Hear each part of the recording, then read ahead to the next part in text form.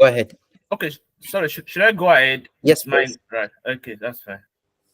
All right, I'll try to see if I can present from my end here, or should I just try it? I can present for you. Don't worry. I Okay. can do your slides. Yeah.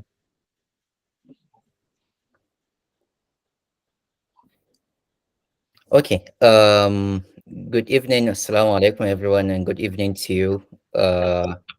We have Karim and Ibrahim here who will be conducting the sessions for us. So the floor is yours. Go ahead with the introductions and everything.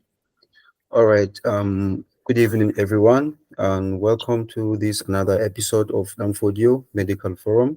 And today we will basically cover registration as a registered nurse in the United Kingdom.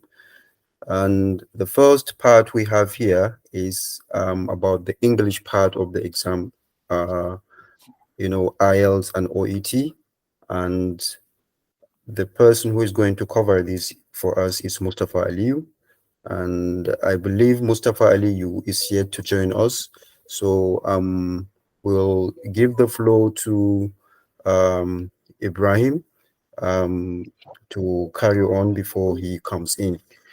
So Ibrahim, if you're here, Now, you before carry I on. continue, I've just noticed that Mustafa is with us now and is raising his hand. Oh, yeah. I can see him joining in. Yeah. So Yeah. Mustafa, yeah, the floor So, is yours, brother. Mustafa, are you happy to start now, or will it be the 8:30?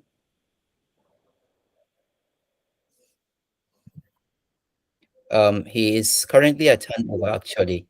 Okay, said 5 minutes. Yes, so he's going to join in the next 5 minutes.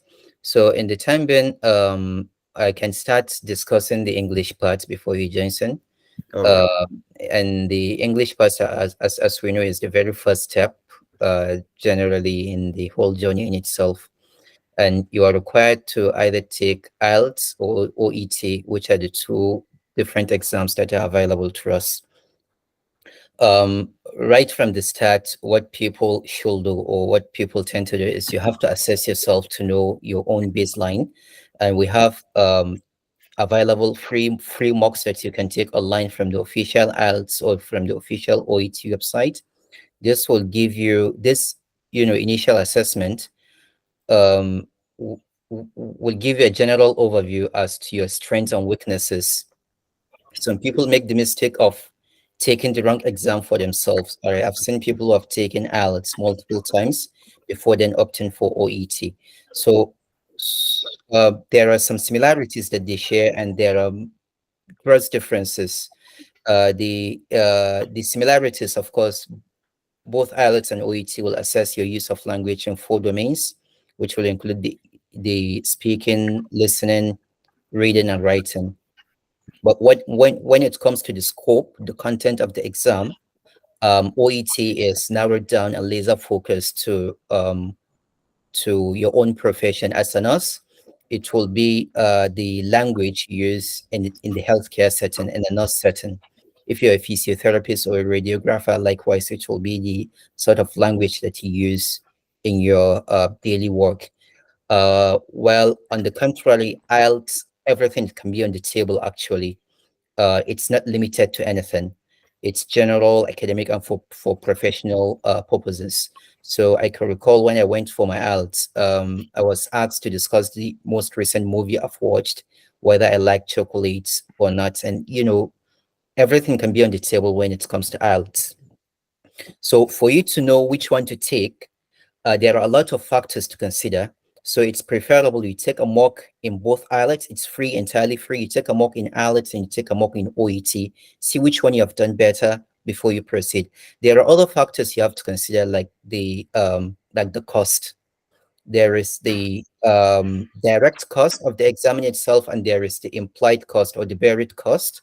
OET will cost you 3 times what IELTS will cost. In Nigeria, at the current exchange rate, IELTS cost about 90,000 naira, while OET will cost about 290,000. I can see Dr. Mustafa is in, so I will let the floor for him to continue with discussing the English part. The floor is yours, Dr. Mustafa. Assalamu alaikum wa rahmatullahi wa And wa alaikum salam. And Alaikum just before assalam. you continue, sorry for the interruption. We thank you very much for joining, even though you're working today. You've just finished your work, but thank you, and jazakumullah khairan. Yeah, come no problem. Um, Assalamu alaikum once again. Dr. Harun Ibrahim has introduced me. My name is Mustafa Muhammad Aliyu. I'm one of the doctors who's worked with Dr. Harun for quite some time now. He's a brother, he's a friend, and I haven't met Karim before, but I have met Ibrahim in person. Nice to meet you guys once again. Nice to meet you as So, well. regarding the discussion on ILTS, I don't know what I know our target audience is the nurses today, but I don't know how much of people do we have online. So I would Well, know. at the moment, people are still yet to join, but we have to stick to the time. So we have started recording in essence, and all our Oh, recordings. I see. Yeah. Okay. The English language, as Dr. Harun rightly stated, is a test of English for you to practice in the UK. They want to believe you have the fundamental or the basic knowledge of the English language, and you'll be tested in those four domains: reading, writing, listening, and speaking. And for the nurses, they have certain band score that you need to achieve. So is it for doctors. And for you to achieve those band scores, you have two exams basically that you need to take, which is either you take the IELTS, the International English Language System, or the OET, Occupational English Test Scoring System, which tests and assess your knowledge of the English language. We all assume we are speakers of English, but to be honest, when I came to the UK, I actually appreciated the reason why you have to take IELTS for you to practice in the UK. There are a lot of nationalities that come around. I know it's a little bit unfair for some countries to take the English language because some countries speak better English than other countries, but they don't take the exams. But if you look at it as a general rule, you have to take the exam if you're not from a native English speaking country, which Nigeria falls under one of those countries, unfortunately, even with the fact that our lingua franca is English. So you have to take IELTS or OET. I would elaborate on each of these exams. Dr. Harun has said some stuff about the IELTS and the OET. I'll start with the cost. The cost of the OET is around 587 Australian dollars, which, if you convert it to pounds, or it's around roughly 350 pounds. In Naira, that would be around £1 goes for, is it 950 in the black market rate?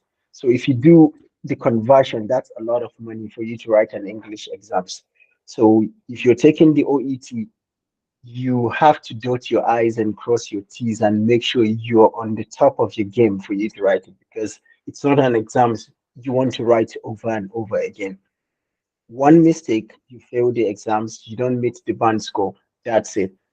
The band score for the nurses, I believe it is around 300 per category. There's a scoring system for each one of them. And for the IELTS, you need to score a general score of 6.5. That's a total overall score of 6.5, with at least six in each categories we have earlier stated. That's the listening, the reading, the speaking, and the writing. Where can you take these exams? The IELTS has been taken in various centers across Nigeria. You can do it in Kano, you can do it in Lagos, it can be taken in Port Harcourt. I believe there are some centers in Ibadan as well as Abuja. You can take these exams in these centers. And you can either do it as a computer-based exams or you can do the paper-based.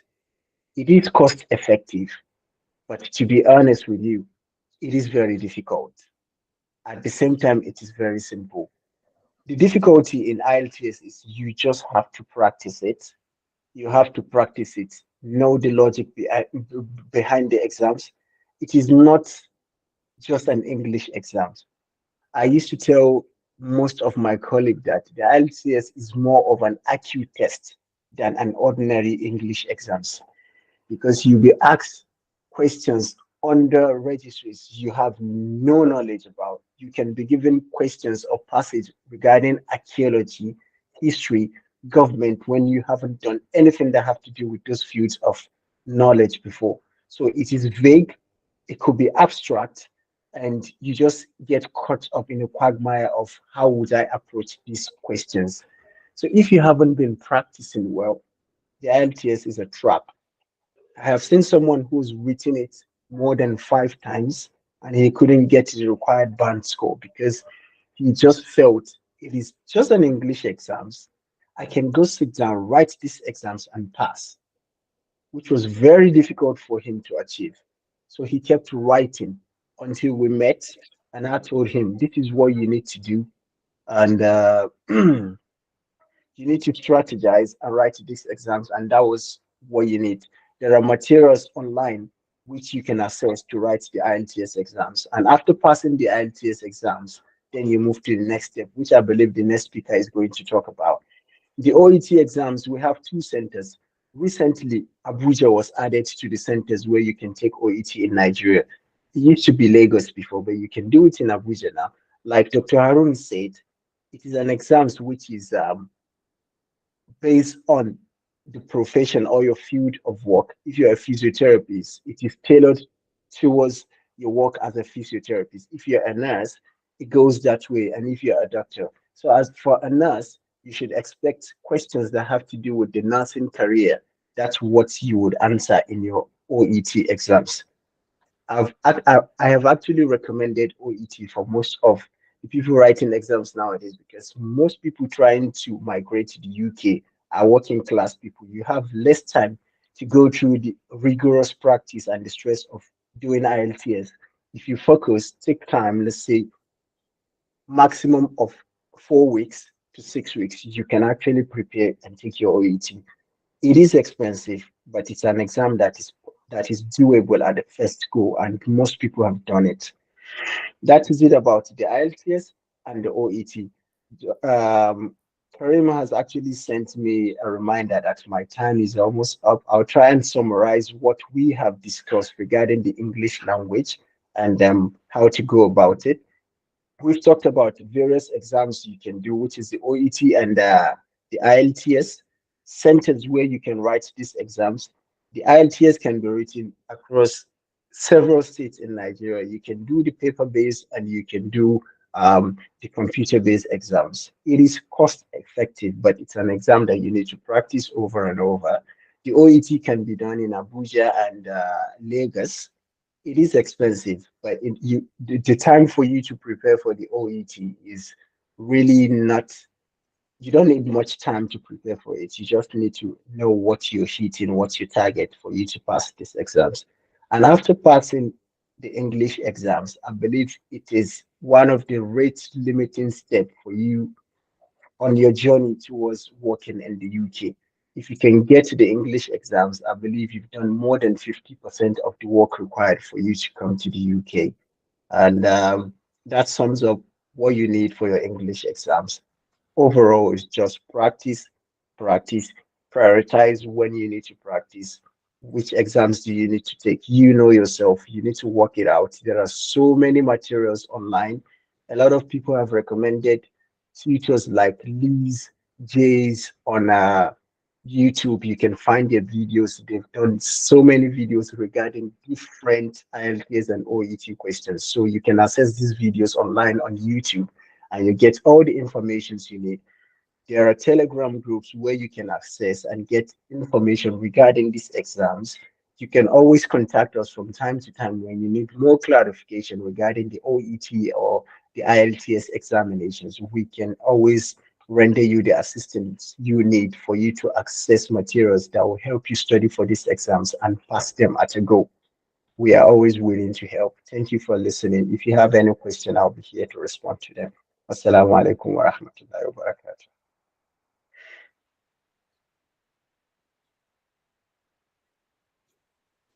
Right. Thank you very much, Dr. Ali Mustafa, for this wonderful explanation about the English test, IELTS and OET. And I'm not sure if anyone has a question to ask. And but before that, I would like to remind you about the band score that is needed for nurses and doctors as well. I don't think you've spoken about it. So if you don't mind, can you shed light a bit about it? Because you still have got about 3 to 4 minutes. Yes, Can thank I you very much. talk about that? I'll just speak about it Yeah, before I go continue. ahead. Go ahead, Ibrahim. All right. So I'd just like to mention that the required band score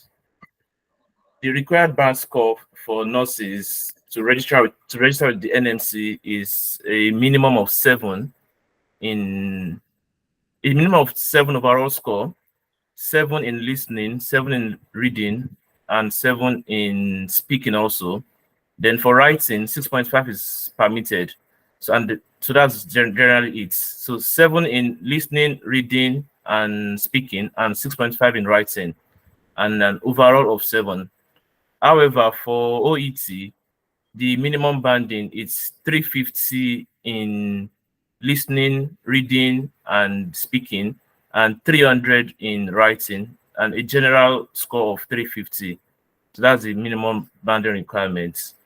And also, it is allowed to join 2 different tests together. If you've had one IELTS and you've not made the required banding, you are permitted to join it with one other IELTS as far as the criteria are met. There are some criteria that need to be met. For example, it has to be within 6 months of each other. You shouldn't have scored less than 6. You shouldn't have scored 6 in any of the aspects. Like you shouldn't have scored six in listening, reading, writing, or any of those aspects at all. So that's about that. I'll leave it to you now.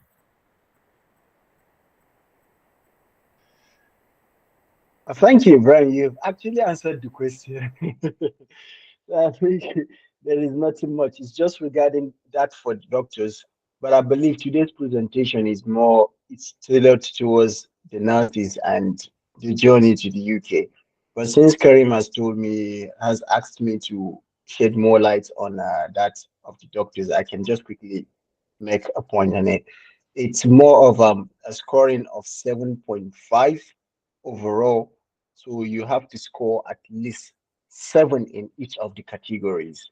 So if for you to have a 7.5, that means you either score 7.5 in 2 categories and 7 in the other categories, or you score 7 across 3 categories and score more than 7.5 in others, let's say 8 or 8.5, then you have your total overall band score of 7.5. And you cannot combine 2 results together, it's just one. So if you don't make it at a go, you have to take the exams again.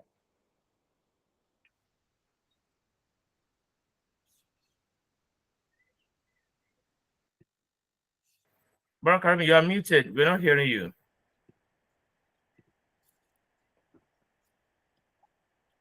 Um, I'm sorry. I think it's already done, right? So thank you so much for that, Dr. Mustafa. You can now proceed home and Jazakumullah khairan.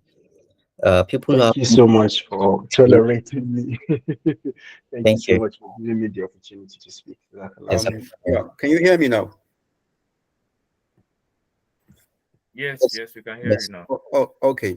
So thank you very much, Dr. Mustafa. And now we are going to proceed with the next speaker, and I believe is Ibrahim Bello, who is going to cover about the exams that is required for nurses to come over to the United Kingdom, part one, part two. But just before that, I would like to just to mention about what Ibrahim Bello said. I think recently you can, join IELTS exam for nurses. It's previously within the span of 6 months, but now they've recently, expanded it to a year. So you carry on, Ibrahim Bello, for the next part. Jazakumullah khairan. I think that is very true. I just don't want to cause confusion because it is still a very new development. But you are very correct, brother. I think there are still some new developments coming on about it, but I believe we'll get to know it as time goes on. All right, Assalamu alaikum wa rahmatullahi. My name is Ibrahim Bello. I'm a registered nurse in Nigeria, and I'm a registered nurse in the UK also. And I'm happy to be here today to present about the A to Z of becoming a UKRN. I'll try as much as possible to demystify the process and explain to the best of my ability. I've been involved in assisting nurses, like explaining to them the process of coming to the UK, and I believe I'll be able to do that again today. So first of all, we'll first of all talk about the brief overview, like what's the step-by-step process? What do you do first? After that, what is the next thing to do? Then to the end. Then talk about the exams. So the first exam is the CBT. We'll talk about that. Then we'll talk about how to apply for jobs.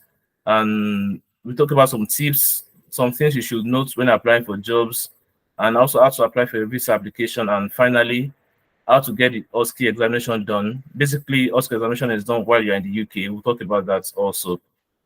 All right, so the first thing that is required is the IELTS. It is believed to be the most difficult part of the process. So it is usually encouraged that individuals that want to become a UKRN, that want to go through the journey of coming to the UK to practice as nurse, get this exam done first. It is not compulsory to do IELTS first. However, as I said, because it is deemed the most difficult exam required, so it is usually encouraged that you get this exam done out of the way, get your required band score, and then you can proceed with other steps of the process. So once your IELTS is done, you go on to the NMC registration. So what that means is just that you are going on to the NMC UK website, telling them that you want to register, you want to become a UKRN, you want to register with them. So at that point, you'll be expected to pay a sum of £140. That £140 is non-refundable. If you decide tomorrow that you don't want to become a UKRN again, that will not be refunded. So after that has been done, you move on to the NMCN verification. So what that means is that you are telling NMCN to verify you that you are indeed not in Nigeria or any country that you are. You can become a UKRN from any country in the world. But I'm just going to use Nigeria as an example because I believe majority of people that will be joining our session here are Nigerians. So what NMCN verification means is that you are telling NMC Nigeria, that's National Medical Council of Nigeria, to verify you to NMC UK that you are indeed a registered nurse in Nigeria and that they have indeed licensed you. So you go on to the NMCN profile, you put in your details. We'll talk about that in the body of the session also.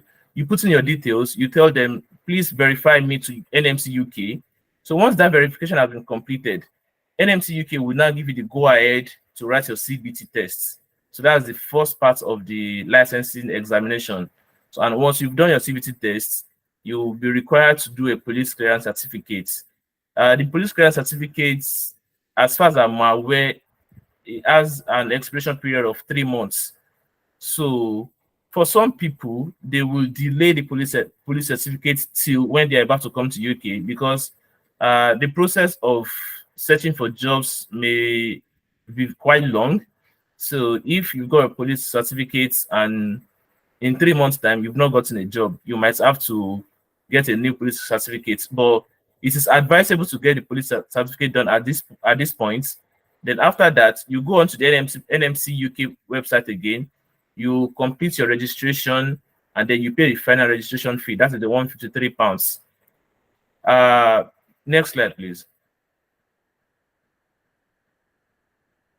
Okay, so while I wait for the next slide, I believe the next thing after this is job applications. All right. So once you've completed your IELTS exam, you have your CBT exam, there's nothing else delaying you. The next thing to do is to start applying for jobs. However, you can start applying for jobs before getting your CBT, but your chances of getting job before CBT is slimmer than if you've completed all your exams and you're going to employers, oh, I have completed all the requirements that I can at this point to become a UKRN. So once you've done that, get your job applications started. So once you now have a job, the next thing is to get your TB test done. The TB test has an expiration period of 6 months.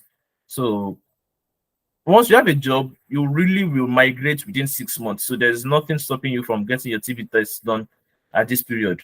So after your TB test is done, you get your visa application done. And once your visa is out, you travel into the UK. So once you get into the UK, you then need to write your OSCE examination. We'll talk about that in the body of this program also. And finally, you become a fully registered nurse, and then you can practice very well in the UK. All right, moving on. So we're going to start with the CBT examination. So what is required of you to write the CBT examination? You can't just write it. You can't just register to write it. You have to first of all complete the verification, as I said earlier. So I've attached the link for the verification there. So that's the link that you go on to. Oh, sorry, this is the registration of the UK. So this is where you pay the £140. So this is where you register with NMC UK. So what's basically you'll be required to do here is they will ask you for your personal details. You will upload your international passports. You'll upload your certificate of registration also. That's the proof that you've been registered with NMC Nigeria. Then they will ask you for some other details. It is important to note that at this period, if your name on your passport is different from your name with the NMC Nigeria, it is important to upload a proof of why your name has been different. For example, if due to marriage, you've changed name after leaving school. So on your nursing certificate, it is your maiden name that is there, and on your passport, it is your married name that is there now. So you need to upload a marriage certificate. For some other people, let's say Nursing and Midwifery Council of Nigeria has done mistake with their name on the NMC certificates. So you might need to make an affidavit to add to this point that my name is actually what is on my passport, but for so and so reason, the name on my nursing license is different. So I believe I'm well understood. So once that is done, you pay the £140 and you have completed the first part. Next one, please. So after that is done, you move on to the NMCN verification, meaning you are verifying your identity with the Nursing and Midwifery Council of Nigeria. I've attached the link to that also. So it's also a very straightforward process. You just complete your personal details, you upload your documents, you upload your practicing license and your certificate also. So you upload it onto this website, and then you pay the verification fee. It's about 69,000 naira. It's actually 68,000, but with taxes, it's probably close to 70,000 if I'm not wrong. So once you've completed this step, the next thing to do is just to wait for verification, and then you book your CBT. So what happens is that once your verification is complete, you get an email from Pearson VUE. So Pearson VUE will let you know that they are the ones that conduct the examination. So they will let you know that we have completed your verification. You can now go ahead and book for your CBT. So they will send you your username and a password and the link to use for the registration. So you go onto that website, book the exam for a date that is suitable for you, and then you pay the exam fee, which is it's £3. It's been £3 for a very long time. It hasn't changed in pounds, but the naira price will always change because exchange rate is not static. Next slide, please. So I'm going to talk about the CBT now. So what is the CBT examination? So the CBT is the first test of competence exam required to complete registration with the NMC. So there are, I believe you should know, there are two basic nursing exams that you are required to do to complete your registration as a UK RN. So the CBT is the first part. So this CBT examination is a multiple choice question. It's a multiple question exam in which you are expected to pick the answer out of about 4 options, and it is divided into 2 parts. The part A consists of 15 numeracy questions, and it lasts for about 30 minutes. And the part B consists of 100 clinical questions and lasts for 2.5 hours. This exam is something that you can do as far as you are a nurse and you've been practicing. Although there may be some policies that are not very similar with our policies in Nigeria. I've attached if you move on to the next slide, please, I've attached some useful links that you can use to prepare. So that's the first link there is the person view practice test. So that is the body that conducts the tests. So they've put together some likely questions and answer that you can use to practice and prepare for your exam. Then NMC code. So that's like it's just the code is the guiding principle that guides nurses here in the UK. So for any questions that you are not sure of what the answer is, you can always go back to this NMC code to see what is actually the policy of the NMC and what is the correct answer. So the next one is the 1060 CBT pass question. So that is not really, it's not an NMC provided pass question, but it is a past question that has been put together by some people, by some group of people that a lot of people has used in the past, and it has been very helpful in preparing for the exam. If you've been able to use this particular past question to prepare for your exam, all things being equal, you will do very well in your examination. Then the current affairs notebook, I can share all these documents after the presentation. I can, if there's a link, I can share it with the organizers and they can always get it to you.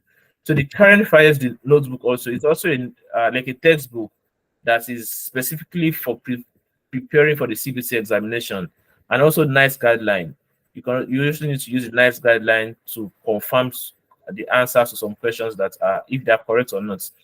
So we'll move on to the next step. That is about job application. So once you've completed your IELTS test, as I said earlier, you've completed your IELTS and you've completed your CBT also. So the next thing for you to do is to start applying for jobs in the UK. You can apply for jobs from Nigeria.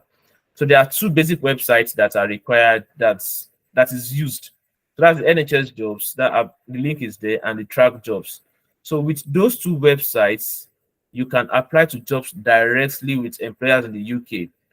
And there are some other websites that are required, like Indeed, Total Jobs, Nursing Jobs UK. I've not attached the link because those are not main websites. But just once in a while, there are some job applications that are open to international nurses there. But the two major ones, I have attached them. Then the next one is direct application to trust. So what do I mean by that? So what that means basically is that you can just go onto the website, check for NHS jobs or hospitals or care homes, get their email address, send a direct application to their email address. You just introduce yourself. I am so. I am an international trained nurse. I have been trained for the past. I've been working in Nigeria, in my country, for the past 2 years, and I would like to work with you. You just have to sell yourself very well. You attach your CV, attach your IELTS certificate, attach your CBT results, attach all necessary documents. So that is how personally I go to the UK. I had to get an email of a recruiting officer where I work presently, and I sent my application to the person with CV and some other documents, and I was able to get the job here.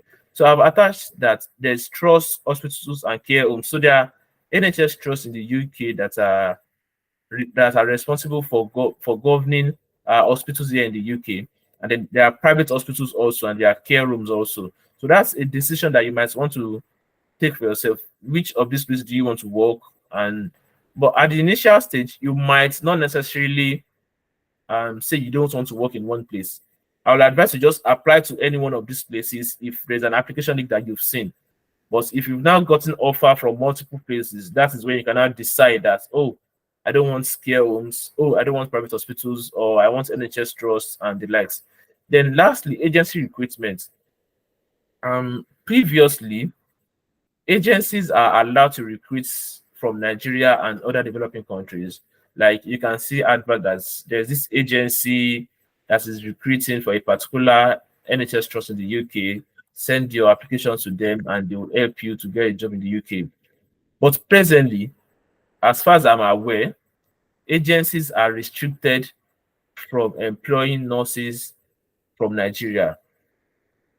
This is because of a WHO policy that says there should be no active recruitment from some developing countries, which Nigeria happens to be one of. So that is, I've just added that so I would note it. I will mention it during the presentation, because that is what a lot of people used to come into the UK previously. All right, so these are the things that you need to note when applying for jobs here in the UK. First of all, you should apply for band 5 jobs. If you're applying to an NHS job, it is NHS jobs are based on banding.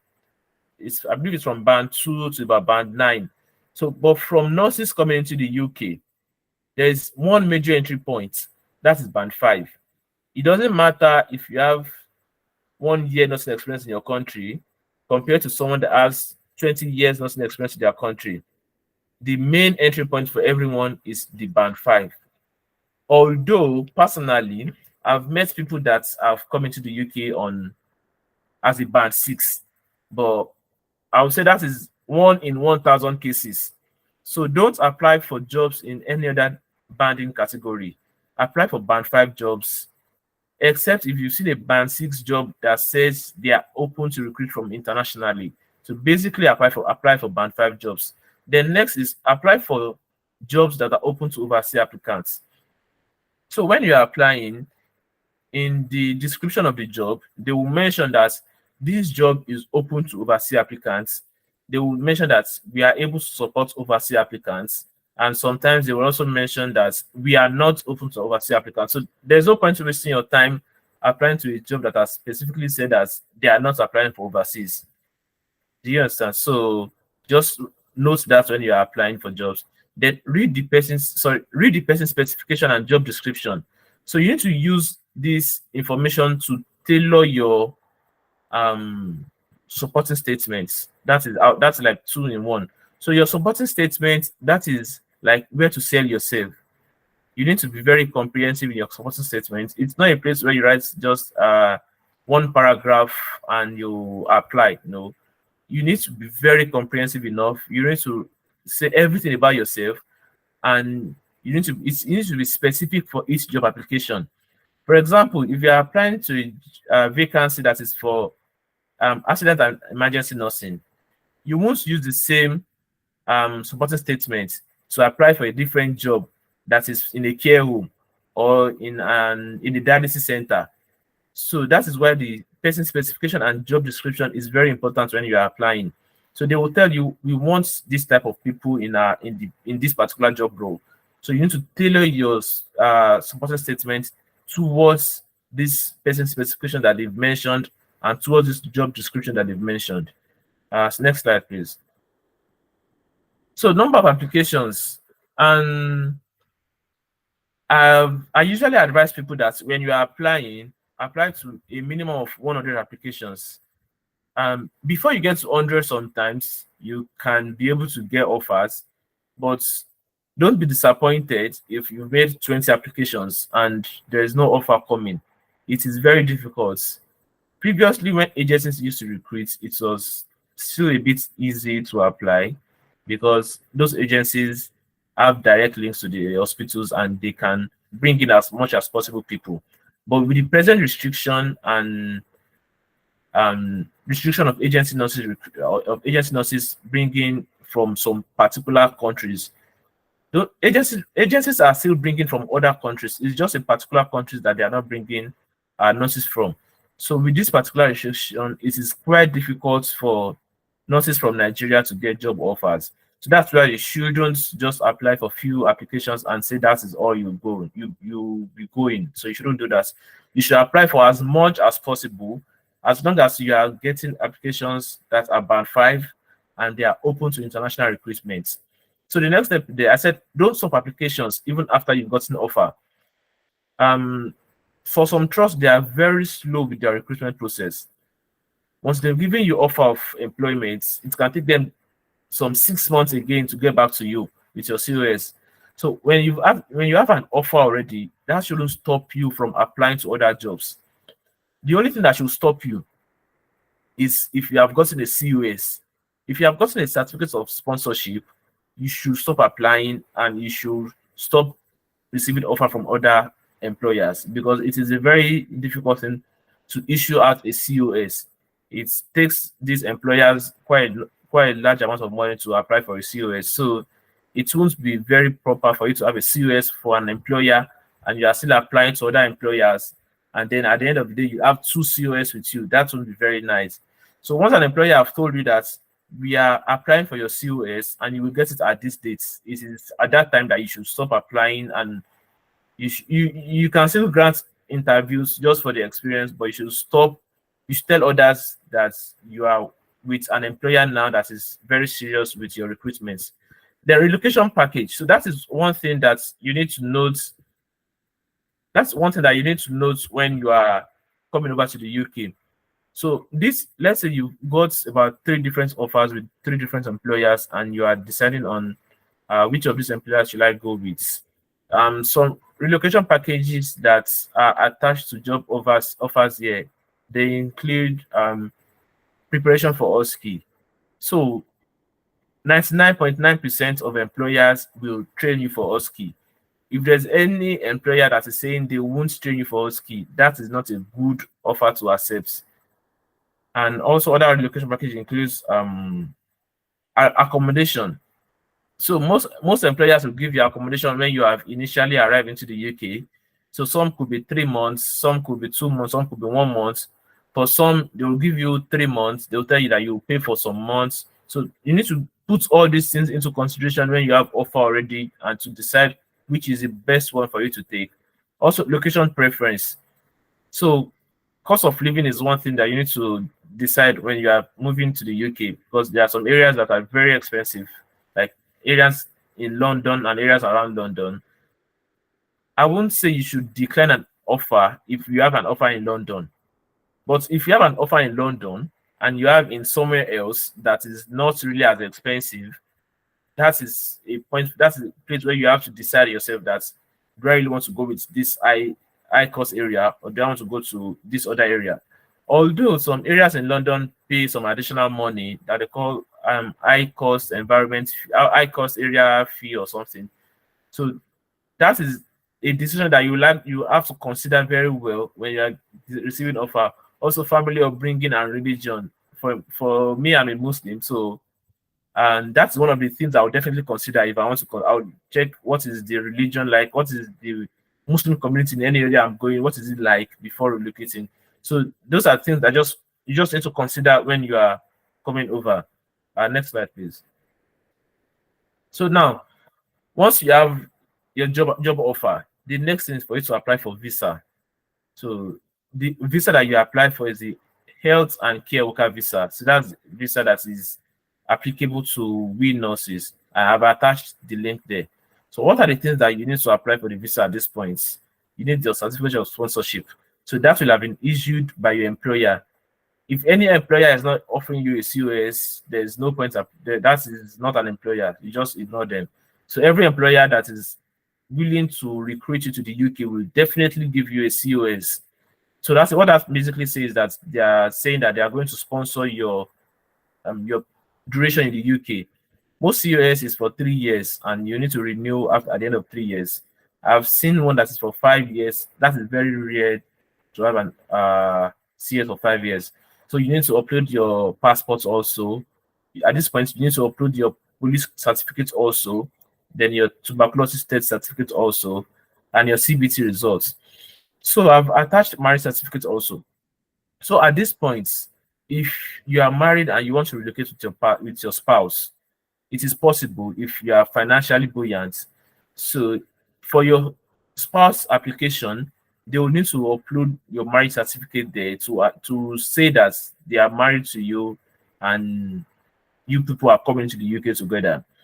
Although a lot of people do advise that if you want to come into the UK, it is good to come in yourself first, so as to get yourself acclimatized with the environment, the weather, and again, the issue of accommodation is a quite difficult one. So it may be difficult for you to get an accommodation for you and your spouse immediately. So, but it is something that you need to decide and consider very well when you are relocating. So this is just a timeline of what happens with your visa application. So the first thing you do with your visa application is the online application where you fill the form. There's a long question. There's a lot of questions there. It will ask you for your details, your parents' details, your a lot of questions they will ask you. Then once that is done, you will have to upload those documents. The document that was on the previous slide, you'll be required to upload them. Although if you pick self-service, that is when you can, that is when you are allowed, that's when you are required to upload it yourself. But if you pick assisted service, you can decide to print out those documents and go with them to your visa center. Then when you attend your biometrics, you just wait for your decision. Decisions generally take about 14 working days, but that is not very certain. It changes every now and then. Then once you have your decision already, once your visa has been granted, you pick up your visa and then you travel. Can I just have 1 minute, please? I'll be right back. Just 1 or 2 minutes, I'll be right.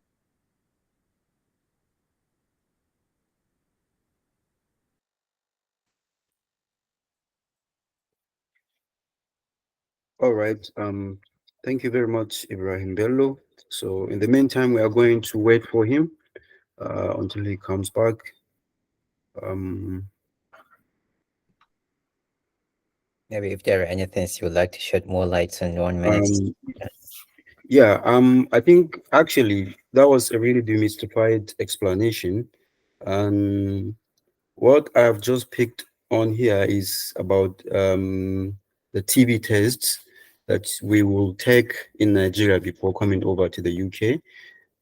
I think he skipped the locations and how long should you book, which is really important.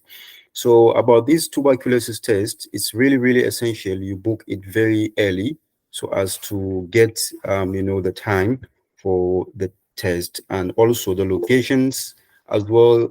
In Abuja, I think we have location in Abuja, and in the southern part of the country, I believe there is one in, is it Port Harcourt? I'm not really sure, but I'm pretty sure there's a TB test center in Lagos. You can carry on, brother. Thank you very much. Now, I'm very sorry. I have to attend to something very urgent. So, regarding the TB tests, I believe it's just in Lagos and Abuja. I'm not sure there's one in River, except if it's new.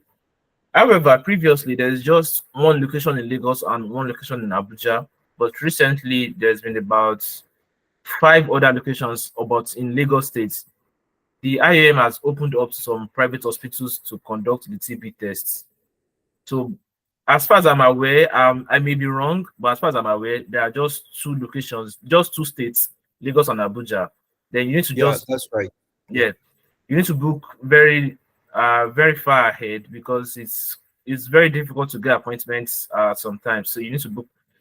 By the time you've started your job applications and you are starting to see green lights, or even before you get a job offer, you can just try to book far ahead. That's it. All right, next slide, please.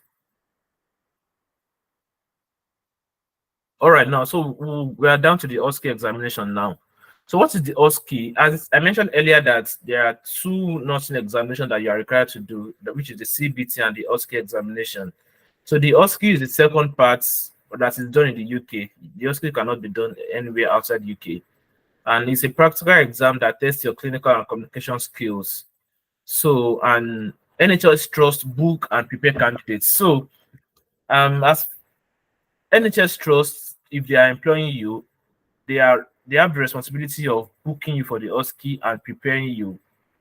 And just want to add, I've not heard of any employer that does not book or does not prepare their candidates for their OSCE because they don't expect you to know it and they don't expect you to prepare for it in any other way. It's their responsibility to book it and to prepare you for the examination. Then there are 5 centers in the UK presently. There's in Oxford, Northampton, Leeds, Northumbria, and Ulster. Ulster is in Northern Ireland, and the exam is about £794. And it consists of 10 stations, and all 10 stations must be passed. If you failed, let's say 7 stations or less, you pay half of the money again to sit for the examination. But if you failed over 7 stations, you pay 794 entirely again to sit for the stations that you failed. And you can retake the exam for as long as 3 times. If after taking it for 3 times, you still have issues in some stations, you'll have to wait for 6 months before taking the exam again. But as I said, the exam you'll be trained for it, and if you take your time very well and you follow the instructions that you've been given and how you've been advised to take it, there shouldn't be any issues. Let's move on, please. So the exam structure, I've just added a structure of how the exam comes here. So the exams is 10 sessions, as I mentioned earlier. There are 4 link stations, which is called API. So there's the assessment station, there's the planning, there's implementation, and there's evaluation. I want to go into details of this. I'll just do a brush through of everything so you know what to expect at that point. So the assessment station, what happens there is basically vital sign observation. And then at the planning station, there's a care plan. So this first session is linked in the sense that it's basically for a particular patient. It could be a diabetes patient. So you'll be taking the vital sign of a diabetic patient. Then at the planning, they'll ask you to draw a care plan for the patient. Then implementation is just administering medication. So it could be a diabetic medication for the same patients. Then evaluation. So what you do at the evaluation is you evaluate the care that you've planned at the planning station. So the 4 sessions are just very linked station to a particular scenario, to a particular medical condition. So you check the vital sign, you draw up a care plan, you administer medication to the patients, and then you round up with evaluating the care plan that you've drawn up. So the next is 4 skill stations. There are about 20 skills in total, out of which you will do 4. I've just mentioned 3 of them. There's wound dressing, there's CSU collection, there's fluid balance, BLS, and the likes. So out of these 20 skills, you will do 4 of them, and then the last stage is written stations. It's basically 2 stations. So if they are like scenario questions, they can give you, if this was to happen in the world, what would you do? So that sums up the 10 stations that are in the OSCE examination. So the time, I just added the time in there. It's about 2 hours 45 minutes for the whole exams. The assessment is 20 minutes, and it is as I've written there. I won't want to take long on that. Can we just move on, please? So finally, just some other things to note. It is important for you to pass your OSCE within 2 years of passing your CBT. So if you pass your CBT now, you have a duration of 2 years to complete your OSCE also. But if you've not passed your OSCE, let's say you've not been able to get a job offer within 2 years, you will have to sit for your CBT exam again and then continue the process. Secondly, you need to ask questions and be updated. Things are changing every day. Like you will have noticed earlier when we were talking about the IELTS and the required band score and duration of mixing 2 exams together. That's the new update from the NMC. So every day the NMC is coming up with new developments. It's very important for you to ask questions, be updated. You should make the NMC website one of your best friends during your period of relocation. Go there regularly, check if there's been any changes to their process. And it's also important at this point to have someone that you are discussing with, someone that is helping you with advice, someone that is helping you looking through your statements, your supporting statements, someone that you can always run to advise you, someone that has gone through the process before. Then you should also note that you should take this one step after the other. If you are still preparing for your IELTS, I don't expect you to bother yourself with OSCE. OSCE is like the last thing. Don't say, oh, when you've not completed one stage, you are bothering yourself with the other stage. So just take it one step at the other. I understand there's a lot of financial, emotional, and physical stress that could be attributed to this process. But once you decide to take it one step at the other, you will be able to scale through successfully. Then additionally, you need to keep receipts of all financial transactions. For example, your IELTS, keep the receipts. Your CBT exam, keep the receipts. Your TB test, all money that you've spent during this period, just keep the receipts. Why is that? Some trust will refund you this money that you've spent. Not all of them, not all trusts, and not all of the money. but it's better to be safe than sorry. So it's better for you to have all the receipts at hand than not have them. And when they request for it, that means you'll have just missed out on that opportunity, because if you don't have the receipts, they won't be able to refund you. Then finally, there is the option of self-sponsored for all ski. So that is it is very rare to happen. So what that basically means is that, let's say you pass your IELTS and CBT and you're finding it very difficult to get a job offer, you can come into the UK yourself if you are financially buoyant, come in through a visiting visa, sit for your OSCE. So that will give you a leverage over someone that does not have OSCE. But that will cost you a lot, because it will cost you your flight fee, to cost you your accommodation, to cost you preparing yourself for OSCE separately. So that means you'll have to register to a private OSCE class and you'll have to book for your OSCE yourself. That is like a last option if, let's say, it's taking you so long to get a job offer and you're not getting. So once you do that, you'll have to come back to Nigeria again, because you can't switch from a visiting visa into a tier 2 visa. You'll have to come back to Nigeria again, then start applying again. So is there anything else on the next slide? Okay, so I've just attached some useful link that is very important to prepare for your examination. So that's for your CBT and OSCE, some links that you can just be updated through on how to navigate through the process of becoming a UKRN. And I believe that is the last slide there. Okay, thank you very much, Ibrahim Bello. Actually, that was really a robust explanation. You really covered everything, because as a nurse myself, and as you're going through, I'm trying to see if there is anything that I can brought up. But actually, you've really done it well.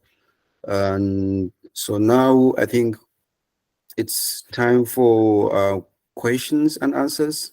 I don't know if anyone has questions and answers. Yeah.